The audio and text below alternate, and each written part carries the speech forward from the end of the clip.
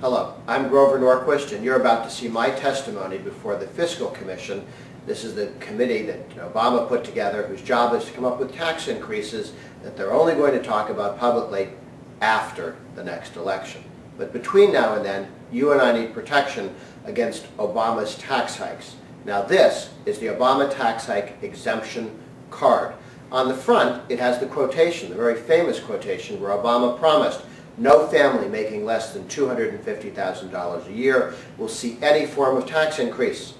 September 12, 2008, before the last election. However, since then, he's passed a whole series of tax increases, but when they come and try and tax your health insurance, or tax your tanning bed, or tax cigarettes, or tax any of the other taxes that Obama and the Democrats have already passed to pay for health care and other things, show them this card and explain that you don't have to pay the tax, because Obama promised that anyone who earned less than $250,000 won't have to. And make a video of it. Use your cell phone and send in to Americans for Tax Reform, ATR.org, the reaction. Does the person that you offer this to, did they say, no, the president lied, he did increased taxes? We're collecting those videos. We're trying to make sure every American has the protection that this card affords against tax increases.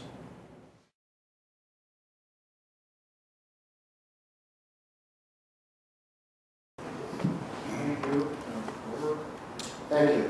My name is Grover Norquist. I run Americans for Tax Reform. We receive no federal funding. I will try not to confuse God and Caesar. The problem we face is a spending problem. The government spends too much money, federal, state, and local. The problem isn't that they don't take enough, it's that they spend too much. Federal spending has been at about 18% since the 1970s. The next decade spending is scheduled to go about 23%, using rosy scenarios. So we're spending too much, not taxing too little.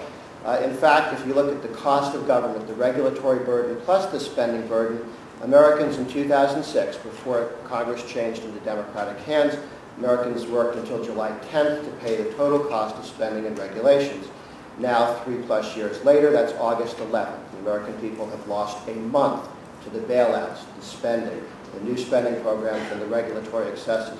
One more month is the cost to government. It can be turned around. It was, in fact, when Reagan cut taxes from 82 to 88 during the period of Reagan's economic policies, we gained 2 weeks. We went from July 20th to July 2nd in terms of the cost to government, spending plus taxes. So one of the things to keep in mind is focus on the problem, which is total government spending. Trying to chase government spending with tax increases was tried in 1982 with a promise of $1 of tax hikes, which happened, and $3 of spending cuts, which didn't happen. Spending increased faster than before and under inflation. 1990, the same game was played. We were promised $2 in spending restraint for every dollar of tax hikes, real tax hikes, no spending restraint. Tax hikes are what politicians do when they don't have the determination or the competence to govern. We've seen other countries try to raise taxes to reduce the deficit: Greece, Portugal, Italy, Venezuela, Argentina, Zimbabwe, Japan during the lost decade, and California under both Republicans and Democrats, New York State and New Jersey, although New Jersey has just decided on a different path in the last day. There is a way to get more revenue, and that's to have more economic growth. CBO says if you can simply get the growth to go up by 1% a year, up 1% over a decade, that's $2.5 trillion in additional revenue through growth, not through higher taxes. That ought to be what we're focused on in terms of revenue. However, there's certainly a lot of ways to reduce spending. I would suggest bringing back what used to be called the Byrd Committee, set up in World War II. It was a committee to reduce unnecessary federal expenditures. It actually existed. It saved $38 billion in today's dollars by ending programs like the WPA and the CCC, which were make-work projects, and that's been something that could be brought back into existence. If we had a law that required that any law put forward before the American people that cost money would simply be online for 5 days, then people could read it. The so-called stimulus package, the $800 billion, which has led to the recent decline in employment in America, would never have passed if the American people could have read it online for 5 days. The health care legislation, $1, $2, or $3 trillion in new spending would never have passed in the form that it did if the American people could have read it before it went on. The cap and tax proposal would never have passed the House if the American people could have read it. So one of the important ways to stop overspending is to make sure the American people can read legislation, and if it's amended in the middle of the night, as each of these bills were, with people writing stuff in with their hands and putting goodies in for their friends, then the 5 days has to start again, and any American can read the bill online before Congress votes on it. I would suggest that the federal government do what some states have done, like Texas. Every contract the state of Texas enters into is online. That's not the case for contracts and labor contracts at the federal level.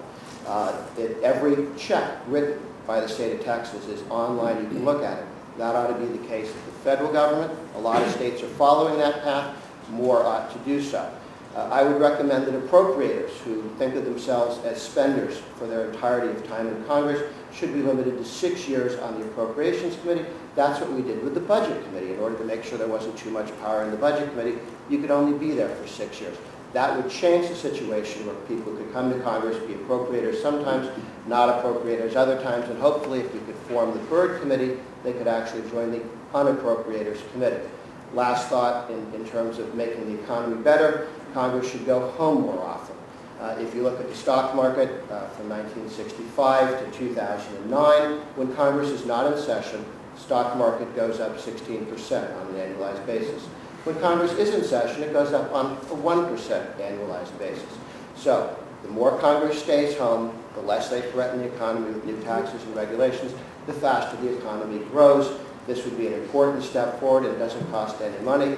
And lastly, I would recommend that this Commission's ideas be brought before the American people 30 days before the next election, so that congressmen and senators and candidates for those offices can speak to the suggestions that you put forward, and the American people can vote based on whether or not they support a value-added tax or additional taxes or not. That may do tremendous things both for economic growth and to keep the tax rates down by changing the nature of who serves in the body.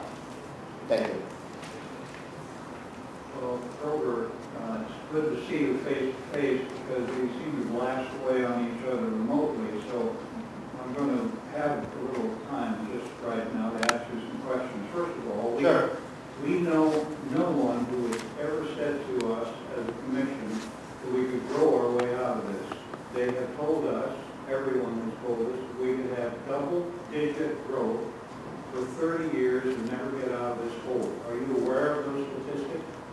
Well, two things. I'm not suggesting that you don't rein in spending. I'm not suggesting that the only way to fix things is economic growth, but economic growth is an important part of reducing the size of government as a percentage of the economy. The goal is to reduce the cost of government as a percentage of people's lives, and you want both economic growth and reduced spending. I went through a series of rather specific fixes. For instance, if you had legislation online for 5 days, a lot of the nonsense, a lot of the corruption that gets stuck in at the last moment wouldn't happen. So you could sit down and hunt them all down and make a list of the silly programs that have been shipped to West Virginia over the last 30 years. Or you could simply say, how about changing the rules so this doesn't happen in the future? And I think that allowing the American people having 300 million sets of eyes on the kind of spending and taxes that Congress tries to engage in would stop some of the most egregious and wasteful spending. I just asked you, are you aware of the statistic that is shared with us that I just gave you? You're aware that there's no way to do this growth, double-digit growth won't get us there? You know that. I think you're making another presumption that you have no spending restraint. Well, I'm not facts that are given to us by every single person in the game. But if you want to go into further, let me ask you another question. But I think there's a presumption there that you're saying if you make no changes in spending, growth alone won't do it. Is that the study you're saying? That growth, economic growth, absent spending restraint, for 30 years will not get us out of this hole. That's a pretty good statement. I'm not going to go any further. That's what we know. That's what we're told by every group. Okay, absent spending restraint, that may well be true. I don't know which study they're referring to. I'd love to see it. Well, there's a bill in by Paul Ryan which has to do with spending restraint only and no taxes, no Republican or anybody else to join with poor guy to help. He's, I think, a remarkable member of this commission, and no one has jumped aboard. But I'll just hop around with him. You get your legs. If we came out with this proposal 30 days before the election, it would be the greatest cherry-picking exercise the world has ever known, and every single person running for office would say, you know what they're doing in there, let me tell you. And they would just simply pick from 90 different things we're looking at, we won't get resolved until after the election. That is a cherry picker, politicians, it's fairy tale land. So we're coming up with December 1st. That's our order. We're charged with that. Yes, so that was the design. I understand that. And the final one, and you mentioned him and I didn't, Ronald Reagan. Ronald Reagan raised taxes 11 times in his administration. I was here. I knew him better than anybody in this room. The big four were the 1982 Tax Equity and Fiscal Responsibility Act, which he described as the biggest mistake of his administration. What was that? Well, yes, but I'm describing it as what Ronald Reagan did. Right. So then you can which he regretted. Help you assess it. The second was the gas tax. Just let me finish, and then you can raise hell. The gas tax increase of 82, the Green Spend Commission in 83, 84, the Deficit Reduction Act, and those were the big ones. And then you got into the Consolidated Omnibus Budget Reconciliation Act of 85, the one of the 85, the one of 86, the Continuing Resolution of 87, the Omnibus Budget Reconciliation Act of 87, which is $8.6 billion for the tax increase, came to total cumulative tax increases under Ronald Reagan of $132.7 billion. Now, what's your thought about your idol in that kind of trash? Well, I think, as you know, Ronald Reagan came into office, and his first act was to call for a 30%, 33% across-the-board cut in marginal tax rates, which he largely accomplished through a hostile Congress, an uncomprehending Senate, and a hostile House. And the good news is that that brought us economic growth throughout the decade. Did he end up signing tax increase? As I said, in 82, there was a rather significant tax increase, which he thinks was the biggest mistake of his presidency. I think he's probably right on that, and that the tax increases were unfortunate compromises with a Congress that was hostile to where he was trying to go. But in general, his policies, I have written testimony, which we don't have time to go through, but I have a list of things that could be done to have more economic growth, which would give you more resources, starting with free trade. One of the things Reagan fought for, and unfortunately this administration has declared war on the free trade agenda. That hurts our economy, the world economy, and it's unfortunate that special interests have that kind of power in this town at this time to stop free trade agreements that have already been agreed to with the Koreans and the Colombians and the Panamanians. This is very, very sad and destructive, but that kind of damaged economic growth hurts on the revenue side as well. Well, I've been around Washington and power. I think it's pretty powerful when you go to legislators and say, if you don't sign this no tax pledge for the rest of your days, your history. Well, the pledge that Americans for Tax shares with candidates is a commitment that they will not increase taxes, and about 1,100 state legislators have taken it as well, many of the governors. And I think the good news is that we have models for governors. The Virginia governor, Governor Christie of New Jersey, with a hostile legislature, not a legislature of his own making. He just wrestled somewhere with either a 4 and 8% reduction in spending if you count the federal stimulus spending from the last 2 years, and it's an 8% cut. If you take that out and just look at state spending, it's a 4% reduction. And the unions have spent millions of dollars to try and trash him politically, and he stood tough on that without raising taxes. So I think that we have models at the state level, and we have models throughout history that we can look to. Spending restraint and pro-growth policies are the way to reduce the cost of government. Well, my question, or brief phrase was, when you go to legislators and say, sign this anti-tax thing for your history, what is your response to that? Well, we offer to all candidates, Republicans and Democrats, And there's some people who say, I wouldn't want to sign this because I'm elected by special interests that want higher taxes. So they refuse to sign and say, I'm going to raise taxes. There are other elected officials who think that they represent taxpayers, and they cheerfully sign the pledge and keep it, and say, I'm not going to raise taxes. I came to govern. Politicians have two choices. They can either govern, meaning they make decisions about what's important, what's not, what's more important, what's less important. Otherwise, weak politicians, they don't govern, they just raise taxes to pay for every stupid idea they had for the last 200 years and add some new ideas they've got and just add taxes to it. Tax increases are what politicians do when they don't have the gumption to govern.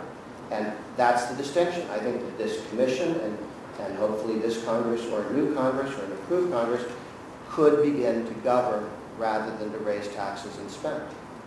So you're going to help us, and we appreciate it. Absolutely, Yes, sir. absolutely. Thank you.